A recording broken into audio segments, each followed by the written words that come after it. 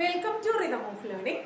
ഇന്ന് നമ്മൾ വീണ്ടും കറണ്ട് അഫയേഴ്സ് തന്നെയാണ് കേട്ടോ പഠിക്കുന്നത്. കാരണം കറണ്ട് അഫയേഴ്സിന് 20 മാർക്ക് ഉണ്ടെന്ന് നിങ്ങൾക്കറിയാം LGS മെയിൻസിന്. അപ്പോൾ അതുകൊണ്ട് തന്നെ കറണ്ട് അഫയേഴ്സ് അത്രയും ഇമ്പോർട്ടൻസ് കൊടുത്ത് പഠിക്കണം. ഒരു 2 മാസം മുമ്പ് വരെയുള്ള കറണ്ട് അഫയേഴ്സ് ഫുള്ളും നമ്മൾ പഠിച്ച് തീർത്ത് കഴിഞ്ഞാൽ നമുക്ക് ബുദ്ധിമുട്ടുണ്ടാവില്ല. ഒന്നിടവിട്ട ദിവസങ്ങളിലേ ഞാൻ തരുള്ളൂ. അതിനുശേഷം ഇനി ക്ലാസ് നമ്മുടെ സിലബസ് കംപ്ലീറ്റഡ് ആവാൻ കുറച്ചൊരു ബുദ്ധിമുട്ട് വരികയാണെങ്കിൽ നമുക്ക് 2-3 എന്താ പറയുക ക്ലാസ് ഒരു ദിവസം ഞാൻ അപ്ലോഡ് ചെയ്ത് തരാം കറണ്ട് അഫയേഴ്സിൽ. അപ്പോൾ നിങ്ങൾക്ക് പഠിക്കാമല്ലോ. ഒരു 20 മിനിറ്റ് വെച്ചിട്ടുള്ള മാക്സിമം ഇടുള്ളൂ. അപ്പോൾ നിങ്ങൾക്ക് കുറച്ച് പഠിച്ച് തീർക്കാനും കുറച്ചും കൂടി എളുപ്പമാവും. അവസാന നിമിഷം കറണ്ട് അഫയേഴ്സ് പഠിച്ച് നമുക്ക് എല്ലാം കൂടി പഠിച്ച് തീർക്കാനായിട്ട് പറ്റില്ല കേട്ടോ. അതുകൊണ്ടാണ് മുന്നേ കൂട്ടി തരുന്നത്. അപ്പോൾ ക്ലാസ്സിലേക്ക് കടന്നാലോ? ഓക്കെ. ഇന്ത്യയിൽ ആദ്യമായി GST വകുപ്പ് പുനഃസംഘടിപ്പിച്ച സംസ്ഥാനം ഏതാണ്? കേരള ആണ് കേട്ടോ. ഇന്ത്യയിൽ ആദ്യമായി GST വകുപ്പ് പുനഃസംഘടിപ്പിച്ച സംസ്ഥാനമാണ് കേരളം. നെക്സ്റ്റ് വൺ, പ്രശസ്ത സാഹിത്യകാരനായ ടി പത്മനാഭന്റെ ജീവിതകഥയെ ആസ്പദമാക്കി സുമേഷ് ചന്ദ്രോത്ത് സംവിധാനം ചെയ്ത സിനിമയുടെ പേരാണ് നളിനകാന്തി. അപ്പൊ എന്തൊക്കെ ചോദ്യങ്ങളാണ് നോക്കിയേ. സുമേഷ് ചന്ദ്രോത്ത് സംവിധാനം ചെയ്ത സിനിമയാണ് നളിനകാന്തി. അപ്പൊ നളിനകാന്തി സിനിമയുടെ സംവിധായകൻ സുമേഷ് ചന്ദ്രോത്ത്. ആ നളിനകാന്തി എന്ന് പറയുന്ന സിനിമ ഏത് സാഹിത്യകാരന്റെ ജീവിതത്തെ ആസ്പദമാക്കി നമ്മൾ തയ്യാറാക്കിയതാണ്, സുമേഷ് ചന്ദ്രോത്ത് തയ്യാറാക്കിയതാണെന്ന് ചോദിച്ചു കഴിഞ്ഞിട്ടുണ്ടെങ്കിൽ ടി പത്മനാഭൻ. അങ്ങനെ 2-3 ക്വസ്റ്റ്യൻസ് ഒരേ ഒരു എന്താ പറയാ ഈ ഒരു പോയിന്റിൽ നിന്ന് നമുക്ക് പഠിക്കാനായിട്ട് വരും. അപ്പൊ പ്രശസ്ത സാഹിത്യകാരനായ ടി പത്മനാഭന്റെ ജീവിതകഥയെ ആസ്പദമാക്കി സുമേഷ് ചന്ദ്രോത്ത് സംവിധാനം ചെയ്ത സിനിമ നളിനകാന്തി. 3 കാര്യമാണ് ടി പത്മനാഭൻ, അതുപോലെ തന്നെ സുമേഷ് ചന്ദ്രോത്ത്, സിനിമ നളിനകാന്തി. ഇത് 3ഉം ഓർത്തു വെക്കണം. ഐശ്വര്യ റോയ് എന്ന ചെറുകഥ രചിച്ചത് ആരാണ്? ഒരു ചെറുകഥയുടെ പേരാണ് ഐശ്വര്യ റോയ്. ചെറുകഥ രചിച്ചത് സഞ്ജന ഠാക്കൂർ. ഇപ്പൊ എന്തിനാ ഐശ്വര്യ റോയ് എന്ന് പറയുന്ന ഈ പേരുള്ള കഥയൊക്കെ പഠിക്കണേന്ന് ചോദിച്ചു കഴിഞ്ഞാൽ കാര്യമുണ്ട്. 2024 കോമൺവെൽത്ത് ചെറുകഥാ പുരസ്കാരം നേടിയ ഇന്ത്യക്കാരിയാണ് സഞ്ജന ഠാക്കൂർ. 2024 കോമൺവെൽത്ത് ചെറുകഥാ പുരസ്കാരം നേടിയ ഇന്ത്യക്കാരിയാണ് ആര്? സഞ്ജന ഠാക്കൂർ. അവരുടെ ചെറുകഥയുടെ പേരാണ്, അവർക്ക് ആ പുരസ്കാരം നേടിക്കൊടുത്ത ചെറുകഥയുടെ പേരാണ് എന്തെന്ന് പറഞ്ഞ ഐശ്വര്യ റോയ് എന്ന് പറഞ്ഞ. അപ്പൊ പ്രാധാന്യമില്ലേ? അതുകൊണ്ടാണ് നമ്മളത് പഠിച്ചത്. ഇനി അടുത്തത്, ഇന്ത്യയിലെ ആദ്യത്തെ ഡാർക്ക് സ്കൈ റിസർവ് പാർക്ക്. ഇന്ത്യയിലെ ആദ്യത്തെ ഡാർക്ക് സ്കൈ റിസർവ് പാർക്ക് ഏതാണ്? പെഞ്ച് കടുവ റിസർവ്, മഹാരാഷ്ട്ര. പെഞ്ച് കടുവ റിസർവ്, മഹാരാഷ്ട്ര. ഇനി അടുത്ത് നോക്കൂ, ഇത് തന്നെ വേറെ രീതിയിൽ ചോദിക്കാം. ഇന്ത്യയിലെ ആദ്യത്തെ ഡാർക്ക് സ്കൈ റിസർവ് കേന്ദ്രം അങ്ങനെ ചോദിക്കുകയാണെങ്കിൽ നമ്മൾ പറയും എന്താണ്? ലഡാക്ക്. അപ്പൊ പാർക്കാണെങ്കിൽ പെഞ്ച് കടുവ റിസർവും, കേന്ദ്രമാണെങ്കിൽ ലഡാക്കുമാണ് കേട്ടോ ഉത്തരം. ഇനി നോക്കൂ, ഇന്ത്യയിലെ, ഇത് നിങ്ങൾക്ക് എല്ലാവർക്കും അറിയണതാണ്, പക്ഷെ അറിയണതാണെങ്കിലും തീരെ ഇത് ആദ്യമായിട്ട് പഠിക്കുന്ന കുട്ടികളുണ്ടെങ്കിൽ അവർക്ക് മനസ്സിലാവേണ്ടേ നമുക്ക്. അതിനാ പറയണേ. ഇന്ത്യയിൽ 1 കോടിയിൽ കൂടുതൽ വീടുകളിൽ റൂഫ് ടോപ്പില് സൗരോർജ്ജ പാനലുകളൊക്കെ വെച്ച് പിടിപ്പിച്ച് ഓരോ വീടിനും 0 വൈദ്യുത ബിൽ എന്ന് പറയുന്ന ലക്ഷ്യത്തോടെ കൊണ്ടുവന്നിട്ടുള്ള പദ്ധതിയുടെ പേരെന്താണ്? പ്രധാനമന്ത്രി സൂര്യോദയ പദ്ധതി. എന്താണ്? പ്രധാനമന്ത്രി സൂര്യോദയ പദ്ധതി എന്നാണ് അതിന്റെ പേര് കേട്ടോ. ഇനി ഇന്ത്യയിൽ ആദ്യമായിട്ട് വനിതകൾക്ക് ഒരു സൈനിക സ്കൂൾ ആരംഭിച്ചു. ഇന്ത്യയിൽ ആദ്യമായി വനിതകൾക്കായി ആരംഭിച്ച സൈനിക സ്കൂളിന്റെ പേരാണ് വൃന്ദാവൻ. എവിടെയാണ്? വൃന്ദാവൻ, ഉത്തർപ്രദേശിലെ വൃന്ദാവൻ. സ്കൂളിന്റെ പേരല്ല, സ്കൂൾ ആരംഭിച്ചത് എവിടെയാണ്? ഉത്തർപ്രദേശിലെ വൃന്ദാവൻ. ഇനി തിരുവനന്തപുരം ജില്ലയിലെ കാര്യവട്ടത്ത് ഒരു രാജ്യാന്തര കായിക ഉച്ചകോടി നടക്കുകയുണ്ടായിരുന്നു, നമ്മൾ പഠിക്കുകയുണ്ടായി. അപ്പൊ ഈ രാജ്യാന്തര ഉച്ചകോടിയുടെ ലക്ഷ്യം എന്തായിരുന്നു? എല്ലാവർക്കും കായികക്ഷമത എന്ന് പറയുന്ന ഒരു ആപ്തവാക്യത്തോടു കൂടി അല്ലെങ്കിൽ ആ ഒരു ലക്ഷ്യത്തോടു കൂടിയിട്ടാണ് നമ്മൾ കൊണ്ടുവന്നത് കേട്ടോ. അപ്പൊ അതുമായിട്ട് റിലേറ്റഡ് ആയിട്ട് നടന്ന പരിപാടിയുടെ പേരാണ് കേവോക്ക്. കേവോക്ക് ഏത് പരിപാടിയുമായിട്ട് റിലേറ്റഡ് ആണ് എന്ന് ചോദിച്ചു കഴിഞ്ഞാൽ രാജ്യാന്തര കായിക ഉച്ചകോടിയുമായിട്ട് ബന്ധപ്പെട്ടതാണ്. അത് എന്തിനു വേണ്ടിയിട്ടാണ്? എല്ലാവർക്കും കായികക്ഷമത കൊണ്ടുവരിക എന്നുള്ള ഉദ്ദേശത്തോടു കൂടി നമ്മുടെ കേരളത്തിൽ നടന്ന പരിപാടിയാണ്. കേരളത്തിൽ അവിടെ തിരുവനന്തപുരം ജില്ലയിലെ കാര്യവട്ടം. ഇനി അടുത്തത് ബ്രിക്സ് 2024 വേദി. ബ്രിക്സ് 2024 വേദി എവിടെയാണെന്ന് ചോദിച്ചാൽ അവിടെ പറയണം റഷ്യയാണ് ബ്രിക്സ് 2024 വേദി കേട്ടോ. ഓക്കെ. അപ്പൊ നെക്സ്റ്റ് വൺ ശ്രദ്ധിക്കൂ. പൊതുജനങ്ങൾക്ക് ജില്ലാ കളക്ടർക്ക് നേരിട്ട് പരാതി നൽകുന്നതിന് വേണ്ടി IT മിഷൻ കൊണ്ടുവന്ന ഓൺലൈൻ സംവിധാനം. പൊതുജനങ്ങൾക്ക് ജില്ലാ കളക്ടർക്ക് നേരിട്ട് പരാതി നൽകാൻ IT മിഷൻ കൊണ്ടുവന്ന ഓൺലൈൻ സംവിധാനത്തിന്റെ പേരാണ് DC കണക്ട്. എന്താണ് പേര്? DC കണക്ട് എന്നാണ് അതിന്റെ പേര്. നെക്സ്റ്റ് വൺ, 1949 ജൂലൈ 1 തിരു-കൊച്ചി സംയോജനം നടന്നതെന്ന് അറിയാം നമുക്ക്. തിരുവിതാംകൂർ, കൊച്ചി, മലബാർ എന്നിങ്ങനെ 3 ഭൂപ്രദേശങ്ങളായിരുന്നു കേരളം. അതിൽ തിരുവിതാംകൂറിനെയും കൊച്ചിയും കൂടി യോജിപ്പിച്ച് 1949 ജൂലൈ 1 തിരു-കൊച്ചി സംയോജനം നടക്കുകയും കേരളത്തിൽ 5 ജില്ലകൾ നിലവിൽ വരികയും ചെയ്തു. അത്ര ജില്ലകൾ തന്നെയാണ് കേരള സംസ്ഥാനം നിലവിൽ വന്നപ്പോഴും കേരളത്തിലുള്ളൂ. ഇതൊക്കെ നമ്മൾ പഠിച്ചിട്ടുണ്ട് കേരള ഫാക്സിന്റെ ഫസ്റ്റ് ഫസ്റ്റ് ക്ലാസ്സിൽ. ആ തിരുക്കൊച്ചി സംയോജനത്തിന് 2024 ജൂലൈ 1 75ാമത്തെ വാർഷികമാണ്. അപ്പൊ അത് ശ്രദ്ധിക്കണം കേട്ടോ. 2024 ജൂലൈ 1 എത്രാമത്തെ വാർഷികമാണ്? 75ാമത്തെ വാർഷികം. ഇനി ഇന്ത്യയിലെ ഏറ്റവും വലിയ വിൻഡ് പാർക്ക് നിലവിൽ വരാൻ പോകുന്നത് എവിടെ? ഗുജറാത്തില്. ഇന്ത്യയിലെ ഏറ്റവും വലിയ വിൻഡ് പാർക്ക് നിലവിൽ വരാൻ പോകുന്നത് ഗുജറാത്തില്. ഇനി കേന്ദ്ര മലിനീകരണ നിയന്ത്രണ ബോർഡിന്റെ 2023 കണക്ക് പ്രകാരം ഏറ്റവും കൂടുതൽ മലിനീകരണമുള്ള കേരളത്തിലെ നദി കല്ലായിപ്പുഴയാണ്. ശ്രദ്ധിക്കണം കേട്ടോ, വളരെ പ്രധാനമാണ്. അത് ഉറപ്പായിട്ടും ചോദിക്കാൻ സാധ്യതയുള്ള ചോദ്യമാണ്. അതൊക്കെ സെക്കൻഡ് പൊസിഷനിൽ നിൽക്കുന്നത് കരമനയാറ്. അപ്പോൾ കേന്ദ്ര മലിനീകരണ നിയന്ത്രണ ബോർഡിന്റെ കണക്കനുസരിച്ച് 2023 കണക്കനുസരിച്ച് ഏറ്റവും ലേറ്റസ്റ്റ് റിപ്പോർട്ട് പ്രകാരം കല്ലായിപ്പുഴയ്ക്കാണ് ഏറ്റവും കൂടുതൽ മലിനീകരണം, രണ്ടാം സ്ഥാനത്ത് കരമനയാറും ഉണ്ട്. ഇനി അടുത്തത് 2021 സ്വാതി സംഗീത പുരസ്കാരം. അപ്പൊ എന്തിനാ ടീച്ചറെ 2021 പുരസ്കാരം നമ്മൾ പഠിക്കണേന്ന് ചോദിച്ചാൽ പ്രഖ്യാപിച്ചത് 2024 മക്കളെ. അതുകൊണ്ടാണ് കേട്ടോ നമ്മളത് പഠിക്കണേ. അപ്പൊ 2021 സ്വാതി സംഗീത പുരസ്കാരം നേടിയത് ആരാണ്? PR കുമാര കേരള വർമ്മ.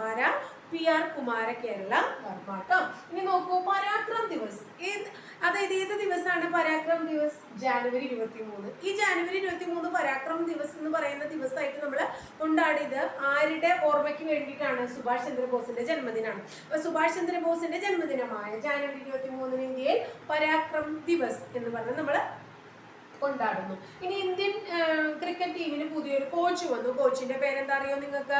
ഗൗതം ഗംഭീർ എന്നാണ്. ആരാണ് കോച്ച്? ഗൗതം ഗംഭീർ ആണ് കേട്ടോ. ഇനി 2024 മെയ് മാസത്തില് ഹെലികോപ്റ്റർ അപകടത്തില് ഒരു പ്രസിഡന്റ് മരണപ്പെടുകയുണ്ടായി. നമ്മൾ എല്ലാവരും കണ്ടതാണ്. President Ebrahim Raisi.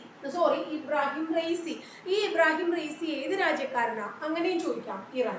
അപ്പൊ അല്ലെങ്കിൽ എന്താ പറയാ, 2024 മെയ് മാസത്തിൽ ഹെലികോപ്റ്റർ അപകടത്തിൽ മരണപ്പെട്ട ഇറാൻ പ്രസിഡന്റ് ആര്? അങ്ങനെ ചോദിക്കാം. Ebrahim Raisi. അല്ലെങ്കിൽ ഏത് രാജ്യത്തെ പ്രസിഡന്റ് ആണ് മരണപ്പെട്ടതെന്ന് ചോദിക്കാം. അപ്പോൾ ഇറാൻ. അത് ശ്രദ്ധിക്കണം. ഇന്ത്യയിൽ നടക്കുന്ന എയ്റോ സ്പോർട്സ് അഡ്വഞ്ചർ ഫെസ്റ്റിവൽ. ഇന്ത്യയിൽ നടക്കുന്ന എയ്റോ സ്പോർട്സ് അഡ്വഞ്ചർ ഫെസ്റ്റിവൽ കേട്ടോ. അതിലെ ഇന്റർനാഷണൽ പാരാഗ്ലൈഡിംഗ് കോമ്പറ്റീഷൻ നടക്കുന്നുണ്ട്. ഇന്റർനാഷണൽ പാരാഗ്ലൈഡിംഗ് കോമ്പറ്റീഷൻ നടക്കുന്നുണ്ട് 2024. ഈ കോമ്പറ്റീഷന്റെ വേദി നമ്മുടെ വാഗമണ്ണാണ്. അപ്പൊ പ്രധാനമല്ലേ, കേരളത്തിലല്ലേ. അപ്പൊ ഇന്ത്യയിൽ നടക്കുന്ന എയ്റോ സ്പോർട്സ് അഡ്വഞ്ചർ ഫെസ്റ്റിവലായ ഇന്റർനാഷണൽ പാരാഗ്ലൈഡിംഗ് കോമ്പറ്റീഷന്റെ 2024 വേദി എന്ന് ചോദിച്ചു കഴിഞ്ഞാൽ നമ്മൾ എവിടെ പറയണം? വാഗമൺ പറയണം. നെക്സ്റ്റ് വൺ, ഇന്ത്യയിലെ ഏറ്റവും നീളം കൂടിയ കടൽപ്പാലം. നമുക്കറിയാം അടൽ സേതു എന്നാണ്. മുംബൈയെയും നേവി മുംബൈയെയും തമ്മിൽ കണക്ട് ചെയ്യുന്നതാണ് ആ കടൽപ്പാലം. അതിന് ആരുടെ പേരട്ടക്കണം? അടൽ സേതു എന്ന് പറയുമ്പോൾ തന്നെ അടൽ ബിഹാരി വാജ്പേയി ആണെന്ന് നമുക്കറിയാം. പക്ഷെ അങ്ങനെ തരികയല്ലോ. നമുക്ക് എന്ത് തരും? ഇന്ത്യയിൽ ഏറ്റവും നീളം കൂടിയ കടൽപ്പാലം മുംബൈയെയും നേവി മുംബൈയും തമ്മിൽ കണക്ട് ചെയ്യുന്ന ഇന്ത്യയിലെ ഏറ്റവും നീളം കൂടിയ അല്ലെങ്കിൽ വലിയ കടൽപ്പാലത്തിന് ആരുടെ പേര് നൽകിയിരിക്കുന്നു എന്ന് ചോദിച്ചു കഴിഞ്ഞിട്ടുണ്ടെങ്കിൽ നമ്മൾ എന്ത് പറയണം? അടൽ ബിഹാരി വാജ്പേയിയുടെ പേരാണ് നൽകിയിരിക്കുന്നതെന്ന് പറയണം കേട്ടോ. ഇനി ഇന്ത്യയില് നമ്മൾ ശുചിത്വം, ഏറ്റവും കൂടുതൽ വൃത്തിയുള്ള നഗരം ഏതാ, അങ്ങനെയൊക്കെ നമ്മൾ പഠിക്കൂലേ. അത് പഠിക്കുന്നത് നോക്കി വേറൊരു ഇപ്പോൾ പുതിയത് പ്രഖ്യാപിച്ചത് ഇന്ത്യയിലെ ശുചിത്വ ഭക്ഷണത്തെരുവ്. ഇന്ത്യയിൽ ആദ്യമായിട്ട് പ്രഖ്യാപിച്ചിട്ടുണ്ട്. അത് എവിടെയാ? ആ സ്ഥലം എവിടെയാ? ഏതാണ് സ്ഥലം? പ്രസാദം. എന്താണ്? പ്രസാദം നല്ല വൃത്തിയും വെടുപ്പൊക്കെ ആയിട്ട് കിട്ടിയാലല്ലേ നമുക്കൊരു മനസ്സിനൊരു സംതൃപ്തി ഉണ്ടാവുള്ളൂ. അപ്പൊ പ്രസാദം അത് ഓർത്തു വയ്ക്കുക കേട്ടോ. അപ്പൊ മധ്യപ്രദേശിലാണ് പ്രസാദം. നോക്കിയേ, നമ്മള് January 25 voters day, national voters day എന്നല്ലേ വിളിക്കണേ. അപ്പൊ നാഷണൽ വോട്ടേഴ്സ് ഡേ ആണ് ജാനുവരി 25 കേട്ടോ. ഈ നാഷണൽ വോട്ടേഴ്സ് ഡേയുടെ പ്രമേയം ഏത് വർഷത്തെ? ഈ വർഷത്തെ 2024 പ്രമേയം എന്താണെന്ന് ചോദിച്ചാൽ nothing like voting, I vote for sure. എന്താണ് ഇതിന്റെ പ്രമേയം? വളരെ ഇമ്പോർട്ടന്റ് ആണ്. Nothing like voting, I vote for sure. കാരണം ജാനുവരി 25 പലപ്പോഴും ചോദിച്ചിട്ടുണ്ടാവും. ഇനി ഒന്ന് മാറ്റി ചോദിക്കാൻ അവർക്ക് തോന്നിയാലോ? അപ്പൊ ഇങ്ങനെ ചോദിച്ചാലോ പ്രമേയം? Nothing like voting, I vote for sure. വളരെ ഇമ്പോർട്ടന്റ് കേട്ടോ. ഓക്കെ, നെക്സ്റ്റ് വൺ ശ്രദ്ധിക്കൂ. മോഹൻലാൽ അഭിനയ കലയിലെ ഇതിഹാസം എന്ന കൃതി രചിച്ചത് പ്രൊഫസർ MK സാനു. ആരാ രചിച്ചത്? Professor MK Sanu. ഇനി 2023-24 MK സാനു പുരസ്കാരം. MK സാനുവിനെ കുറിച്ച് പറഞ്ഞപ്പോൾ ഞാൻ അതും കൂടെ ഒരുമിച്ച് പറഞ്ഞതാ. MK സാനു പുരസ്കാരം ആർക്കാ കിട്ടിയേ? MT വാസുദേവൻ നായർക്ക്. ആർക്കാണ്? MT വാസുദേവൻ നായർക്ക്. അപ്പോൾ മോഹൻലാൽ അഭിനയ കലയിലെ ഇതിഹാസം എന്ന് പറയുന്ന കൃതി രചിച്ചത് MK സാനു ആണ്. 2003-2024 കാലയളവിലെ MK സാനു പുരസ്കാരം നേടിയത് ആരാണ്? MT വാസുദേവൻ നായികമാണ് കേട്ടോ. ഇനി നോക്കൂ, കേരളത്തിൽ ആദ്യമായിട്ട് ഒരു ഇ സ്പോർട്സ് കേന്ദ്രം വരാൻ പോവാണ്. കേരളത്തിൽ ഒരു ഇ സ്പോർട്സ് കേന്ദ്രം വരാൻ പോവാണ്. എവിടെയാ വരാൻ പോകണ്ടാവുക? തലശ്ശേരിയിൽ. എവിടെയാണ്? തലശ്ശേരി. അടുത്തത് ആക്കുളത്ത് ടൂറിസ്റ്റ് വില്ലേജ് ഉണ്ടല്ലോ, അവിടെ ഒരു കണ്ണാടിപ്പാലം നിർമ്മിക്കുന്നുണ്ട് നമ്മൾ. അത് ഏത് രാജ്യത്തിന്റെ മാതൃകയിലാണ്, അല്ലെങ്കിൽ ഏത് രാജ്യത്തെ കണ്ണാടിപ്പാലത്തിന്റെ മാതൃകയിലാണ്? ചൈനയെ മാതൃകയാക്കി നമ്മൾ ആക്കുളം ടൂറിസ്റ്റ് വില്ലേജിൽ ഒരു കണ്ണാടിപ്പാലം നിർമ്മിക്കുന്നു. നെക്സ്റ്റ് വൺ, വിഴിഞ്ഞം തുറമുഖത്ത് എത്തിയ ആദ്യ കണ്ടെയ്നർ മദർഷിപ്പ് ചരക്ക് കപ്പൽ. പ്രധാനമാണ് കേട്ടോ, മറ്റൊന്നും പ്രധാനമല്ല എന്നല്ല, പ്രധാനമാണ് ഇതും. സാൻ ഫെർണാണ്ടോ ആണ്. ചരക്ക് കപ്പലിന്റെ പേര് സാൻ ഫെർണാണ്ടോ. ഈ വർഷമാണ് വന്നത്, 2024 ജൂലൈ 11. ഒന്നുകൂടെ പറയാം, വിഴിഞ്ഞം തുറമുഖത്ത് എത്തിയ ആദ്യത്തെ കണ്ടെയ്നർ മദർഷിപ്പ് ചരക്ക് കപ്പൽ സാൻ ഫെർണാണ്ടോ വന്നത് 2024 ജൂലൈ 11 കേട്ടോ.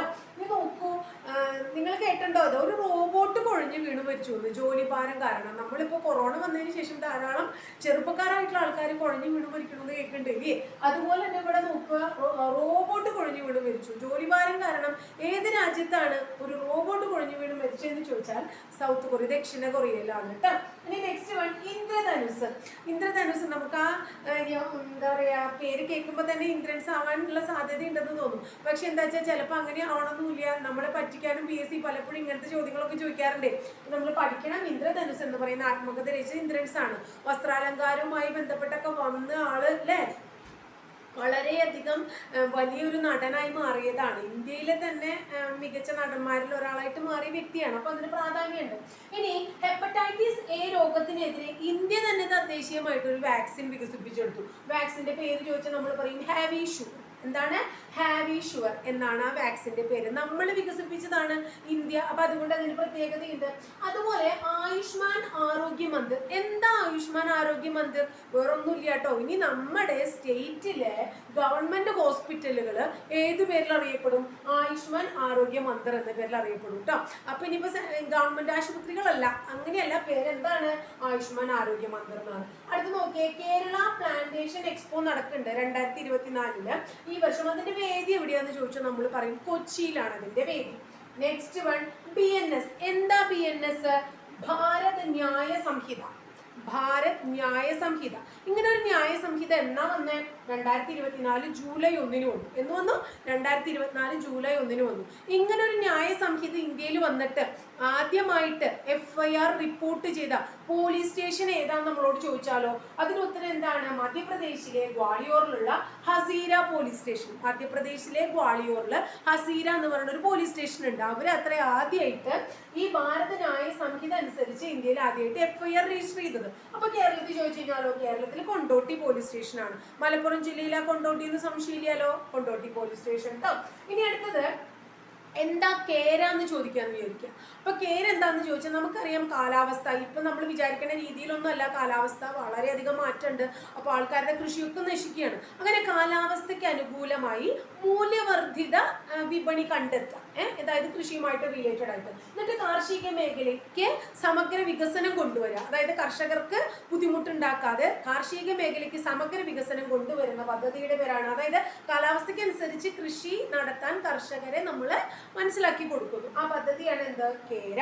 ഒരെണ്ണം കൂടെ നമുക്ക് പഠിക്കാം. 2023 ഹരിവരാസനം പുരസ്കാരം ആര് നേടി? ശ്രീകുമാരൻ തമ്പി. 2023 ഹരിവരാസനം പുരസ്കാരം നേടിയത് ശ്രീകുമാരൻ തമ്പിയാണ്. ഇത് നോക്കൂ, നമ്മൾ 33 കറണ്ട് അഫയേഴ്സ് പഠിച്ചു കേട്ടോ, 33 എണ്ണം. അപ്പൊ വളരെ ശ്രദ്ധിച്ച് നിങ്ങൾ ക്ലാസ് കേൾക്കുക. കയ്യിലൊപ്പം നോട്ട് ഉണ്ടാവണം. നോട്ട് എഴുതി എടുക്കുക. റിപ്പീറ്റ് ചെയ്ത് കേൾക്കുക. കാരണം ഒരു 2 മാസം മുമ്പ് വരെയുള്ള കറണ്ട് അഫയേഴ്സ് പഠിച്ച് നമ്മൾ നിർത്തി കഴിഞ്ഞാൽ പിന്നെ ബാക്കി റിവിഷനുകൾ നമുക്ക് നടത്തിയാൽ മതി. ബാക്കി പഠിക്കാം.